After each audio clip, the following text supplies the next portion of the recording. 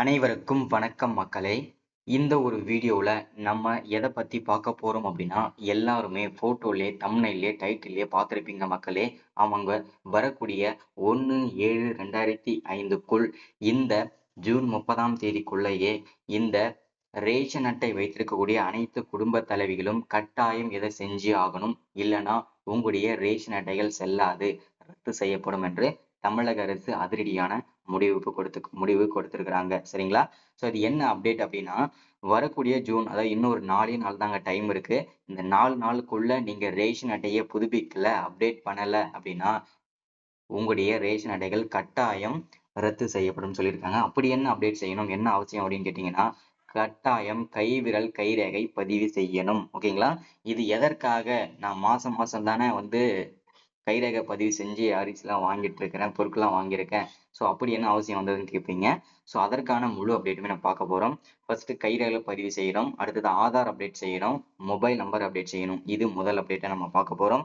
அடுத்ததா இந்த 3 வகை ரேஷன் அட்டை வைத்திருக்கக்கூடியவங்களுக்கு, ஓகேங்களா, NPHH, AAY, PHHH, இந்த 3 வகை ரேஷன் அட்டை வைத்திருக்கக்கூடிய அனைவருக்குமே வரக்கூடிய ஜூலை மாதத்தில் இருந்து 4000 ரூபாய் உதவித்தொகையாக வழங்கப்படும் என்று தமிழக அரசு அறிவிப்பு கொடுத்திருக்கிறாங்க. 2025ஆம் ஆண்டு 2026ஆம் ஆண்டுக்கான வேளாண் பட்ஜெட் கூட்டத்துல தான் இந்த தீர்மானங்கள் போட்டிருக்கு. இந்த 2வது அப்டேட்டையும் நம்ம பார்க்க போறோம். அடுத்ததா நிறைய பேருக்கு இன்னமும் கிடைக்காம இருக்கிறது இந்த கலைஞர் மகளிர் உரிமை தொகை. இந்த கலைஞர் மகளிர் உரிமை தொகை இதுவரைக்கும் யார் யாருக்கெல்லாம் இன்னமும் கிடைக்காம இருக்கோ அவங்களுக்கு மீண்டும் ஒரு வாய்ப்பு கொடுத்து விண்ணப்பிக்கிறதுக்கு டைம் கொடுத்துருக்குறாங்க. அதுவும் ரொம்ப லிமிட்டடான டைம் தான். ஸோ அது எப்படி அப்ளை பண்ணணும், இந்த தடவை ரிஜெக்ட் ஆகாம விண்ணப்பிக்கிறதுக்கு எப்படி, ஸோ யார் யார் இந்த தடவை விண்ணப்பிக்கலாம், ஸோ அப்படின்றத முதற்கொண்டு எல்லாமே தெளிவாகவும் துல்லியமாகவும் இந்த ஒரு வீடியோவா உங்களுக்கு இருக்க போகுதுங்க. ரொம்ப ரொம்ப இம்பார்ட்டன்டான வீடியோங்க. ஏன்னா ரேஷன் அட்டைகள் செல்லாது அப்படின்றதுக்காக ரொம்ப ரொம்ப முக்கியமான அப்டேட் கொடுத்துருக்காங்க. ஸோ அதனால ஸ்கிப் பண்ணாம வீடியோ பாருங்க. அதே மாதிரி ஒரு 5 பேருக்காகவும் இந்த வீடியோ ஷேர் பண்ணீங்க. சரிங்களா? So okay. இப்போ அதற்கெல்லாம் முன்பாக நமது கவர்மெண்ட் ஜாப் டெய்லி அப்டேட் சேனலுக்கு இப்போதான் நீங்க ஃபர்ஸ்ட் டைமா முதல் முறையா நமது சேனலை பார்க்குறீங்க, நம்ம வீடியோவை பார்க்குறீங்க அப்படின்னா மறக்காம சப்ஸ்கிரைப் பண்ணிட்டு பக்கத்துல இருக்கிற பெல் பட்டனை கிளிக் பண்ணி ஆல் என்ற ஆப்ஷன்ல போட்டு வச்சுக்கோங்க. அப்போதான் நம்ம போடக்கூடிய அரசு துறையில இருந்து வரக்கூடிய எல்லா விதமான கவர்மெண்டோட ஜாப்ஸ் அப்டேட்ஸ் நோட்டிபிகேஷன் இது எல்லாமே நீங்க உடனுக்குடனே நமது சேனல்ல ஈஸியாவே துல்லியமாவே தெரிஞ்சுக்க முடியுங்க. சரிங்களா? ஸோ அது மட்டும் இல்லாம உங்களுடைய ஃப்ரெண்ட்ஸ், ரிலேட்டிவ்ஸ், கான்டாக்ட்ல இருக்கிறவங்க எல்லாருக்குமே ஷேர் பண்ணீங்கன்னா ரொம்ப ரொம்ப பயனுள்ளதாகவே இருக்குங்க. ஏன்னா இந்த மாதிரி முக்கியமான வீடியோஸ் அப்டேட்லாம் கவர்மெண்டோட அஃபிஷியல் ஸ்கீம் வீடியோஸ்லாம் நமது சேனல்ல தான் ரெகுலரா வந்துட்டு இருக்கோம். முடிஞ்ச அளவுக்கு எல்லாருக்குமே ஷேர் பண்ணுங்க. சரிங்களா? சரி, ஓகே, வாங்க வீடியோக்குள்ள போகலாம். இங்க தெளிவா மென்ஷன் பண்ணி கொடுத்திருக்காங்க பாருங்க. ரேஷன் அட்டைதாரர்களுக்கு முக்கிய அறிவிப்பு, ஜூன் 30ஆம் தேதியே கடைசி, தவறினால் ரத்தாக வாய்ப்பு அப்படின்னு சொல்லியிருக்கிறாங்க. ஸோ அது என்ன ரீசன் எல்லாமே பார்ப்போம். சரிங்களா? ஸோ இது எல்லாமே நம்ம படிச்சு சொல்லுவோம். ஸோ அதற்கு முன்பாக நான் உங்களுக்கு ஷார்ட் அண்ட் ஸ்வீட்டா சொல்றேன். இதுல என்னென்ன விஷயங்கள்லாம் இருக்கு, என்னென்ன அப்டேட்லாம் கொண்டு வந்திருக்காங்கன்றத. சரிங்களா? ஃபர்ஸ்ட் பாத்தீங்கன்னா ரேஷன் கைரேகை கைவிரல் பதிவு செய்யணும். அது என்ன காரணத்திற்காக பதிவு செய்யணுன்றதை நீங்க முதல்ல காரணம் தெரிஞ்சுக்கணும் இல்லையா? அந்த காரணம் அப்படி என்னன்னா, இப்போ வெளிநாடுகளுக்கு போயிட்டு அங்கேயே குடியுரிமை வாங்கி அங்கேயே செட்டில் ஆயிருப்பாங்க. அவங்க அந்த நாட்டை சேர்ந்தவங்க ஆயிட்டாங்க. ஸோ அப்படி இருக்கும்போது அவங்களுடைய பெயர் தமிழ்நாட்டுல அவங்க குடும்பத்துல அவங்க பேர் இருக்கும். அவங்க பேர் இருக்கிறதுனால அந்த குடும்பத்துல இருக்கிறவங்க கைரேகையை வச்சு அவங்களுக்கும் சேர்த்து தான் அரிசி வாங்குறாங்க. மத்த பொருட்கள்லாம் அரிசி, பருப்பு இந்த மாதிரி எல்லாமே வாங்குறாங்க.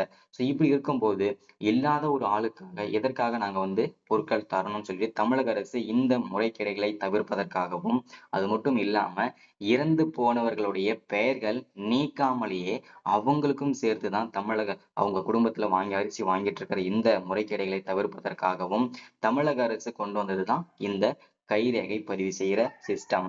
இந்த கைரேகை பதிவு செய்யும் சிஸ்டம் எதற்கு இவ்வளவு ஈஸியா இருக்குமான்னு கேட்டீங்கன்னா, இது பாத்தீங்கன்னாக்க, இப்போ ஒரு குடும்பத்துல 5 பேர் இருக்கீங்கன்னா 5 பேரோட பெயர் அந்த ஸ்மார்ட் கார்டுல அந்த ரேஷன் கார்டுல இருக்குன்னா அந்த 5 பேருமே கட்டாயம் நீங்க கைரேகை பதிவு செய்யணும். இது ரொம்ப ரொம்ப அவசியமாக்கப்பட்டிருக்கு, கட்டாயமாக்கப்பட்டிருக்குதுங்க. சரிங்களா?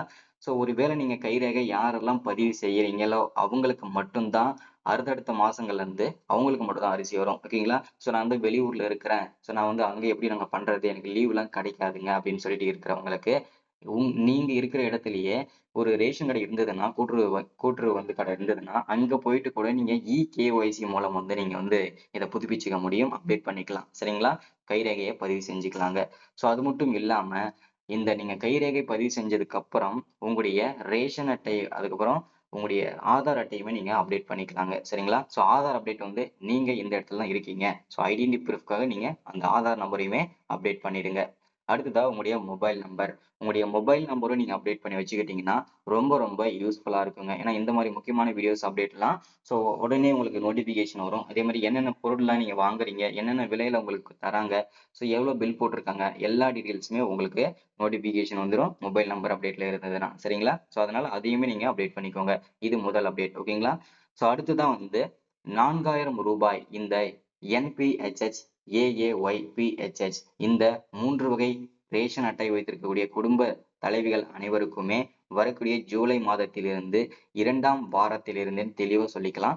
ஸோ 2ஆம் வாரத்திலிருந்தே வந்து உங்களுக்கு ரூ. 4,000 ரேஷன் அட்டை வைத்திருக்கவங்களுக்கு கண்டிப்பா ரூ. 4,000 கூட்டுறவு ரேஷன் கடைகளிலே வழங்கப்படும் என்று தமிழக அரசு சொல்லியிருக்கிறாங்க. அது எந்த அளவுக்கு சாத்தியம் அப்படின்னு தெரியல.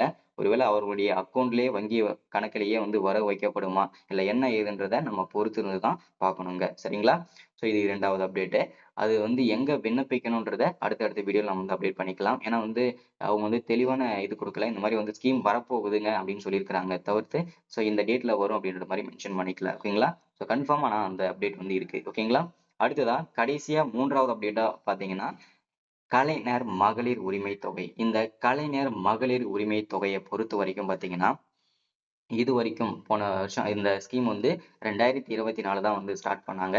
ஸோ அந்த ஸ்கீம பொறுத்தவரைக்கும் பார்த்தீங்கன்னா, கிட்டத்தட்ட 2,16,00,000 பேருக்கு மேல விண்ணப்பிச்சிருந்தாங்க.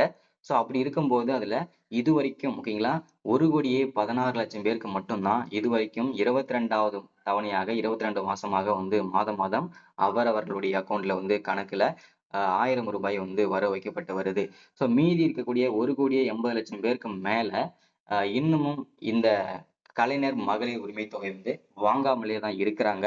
அவங்களுக்கு வந்து மீண்டும் ஒரு வாய்ப்பு கொடுக்கணும். அவங்களுக்குமே வந்து பார்த்தீங்கன்னாக்க, ஒரு வாய்ப்பு மீண்டும் கொடுக்கலான்றதுக்காக தமிழக அரசு முடிவெடுத்து, தமிழ்நாடு முழுக்க 9,000 இடங்கள்ல இந்த கலைஞர் மகளிர் உரிமை தொகை திட்டத்திற்கு விண்ணப்பிக்கிறதுக்கு முகாம்கள் இட்டுட்டு இருக்காங்க. ஸோ இப்ப வந்து பார்த்தீங்கன்னா, விண்ணப்பிச்சுட்டு தான் இருக்காங்க. நீங்களும் போயிட்டு விண்ணப்பிக்கலாம். அது எங்க போயிட்டு விண்ணப்பிக்கணும் அப்படின்னு கேட்டீங்கன்னா, ஒவ்வொரு மாவட்டத்தோட தாலுகா ஆஃபீஸ்ல தான் இந்த முகாம்கள் நடக்குதுங்க. அங்க போயிட்டு நீங்க விண்ணப்பிச்சுக்கலாம். ஸோ இந்த தடவ வந்து பார்த்தீங்கன்னா, ஏற்கனவே அப்ளை பண்ணி ரிஜெக்ட் ஆனவங்களும் இந்த ஸ்கீம்க்கு விண்ணப்பிச்சுக்கலாம். புதுசா ரேஷன் அட்டை வாங்குனவங்களும் இந்த ஸ்கீம்க்கு விண்ணப்பிச்சுக்கலாம். ஏற்கனவே அப்ளை பண்ணாம இருக்கிறவங்களும் இந்த ஸ்கீம்க்கு நீங்க விண்ணப்பிச்சுக்கலாம். இந்த தடவ ரிஜெக்ட் ஆகாம பண்றதுக்கு ஒரு காரணம் இருக்குங்க. பண்ணலாம். அது எப்படின்னா, உங்களுடைய வங்கி பாஸ்புக்கும் கரெக்ட்டா இருக்கணும். உங்களுடைய ஆதார் வந்து பேங்க் அக்கவுண்டோட இணைஞ்சிருக்கணும். அதே மாரி மொபைல் நம்பரும் இணைச்சிருக்கணும். ஸோ இது எல்லாமே கரெக்ட்டா இருந்ததுன்னா, இந்த தடவ நீங்க ரிஜெக்ட்டே ஆக மாட்டீங்க. சரிங்களா? ஸோ அதனால எல்லாருமே இந்த அப்டேட்லாம் பயன்படுத்திக்கோங்க. ஸோ இதுல இருக்கிறதே அதுதான். ஓகேங்களா? நான் சொல்ல விஷயங்களே உங்களுக்கு தெளிவா புரிஞ்சிருக்கும்னு நெனைக்கிறேன். ஸோ இவ்வளவுதான். ஓகேங்களா? அதனால இதுவே உங்களுக்கு தெளிவா புரிஞ்சிருக்கும்னு நெனைக்கிறேன். ஸோ இன்னைக்கான ஸ்கீம் இதுதான். இந்த ஸ்கீம் எல்லாரும் பயன்படுத்திக்கோங்க. சீக்கிரமா கைரேகைய பதிவு செஞ்சுக்கங்க. இன்னும் ஒரு 4, 5 நாள் தான் இருக்குதுங்க. சரிங்களா? So thank you. வெல்கம்.